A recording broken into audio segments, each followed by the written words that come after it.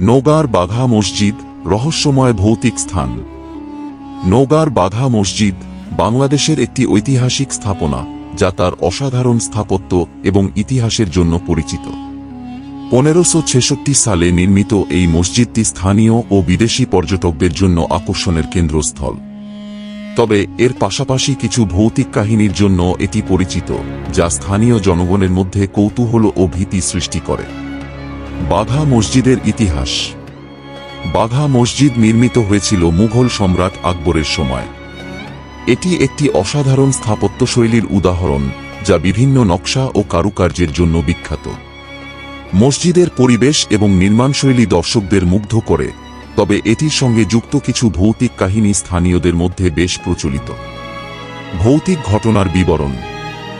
বাঘা মসজিদের ভৌতিক ঘটনার কাহিনীগুলি স্থানীয় জনগণের মধ্যে বিভিন্ন রকমের অনুভূতি সৃষ্টি করে। মসজিদটি রাতে একা ঘুরে দেখলে অনেকেই অদ্ভুত ঘটনার সম্মুখীন হন। রাতের রহস্য। অনেক দর্শক ও স্থানীয় মানুষ দাবি করেছেন, রাতের বেলায় মসজিদের আশেপাশে হাঁটার সময় তারা অদ্ভুত শব্দ এবং আলো দেখতে পান। কিছু লোকের মতে, মসজিদে প্রবেশ করার পর তাদের অদৃশ্য শক্তির উপস্থিতি অনুভূত হয়। মসজিদের পরিবেশ। মসজিদের ভিতরে প্রবেশ করলে অনেকের মনে ভীতি এবং অস্বস্তির অনুভূতি হয়। কিছু মানুষ জানান, তারা অনুভব করেছেন যে কেউ তাদের পর্যবেক্ষণ করছে। স্থানীয়দের অভিজ্ঞতা। বাঘা মসজিদের স্থানীয় জনগণ তাদের ভৌতিক অভিজ্ঞতা শেয়ার করেন।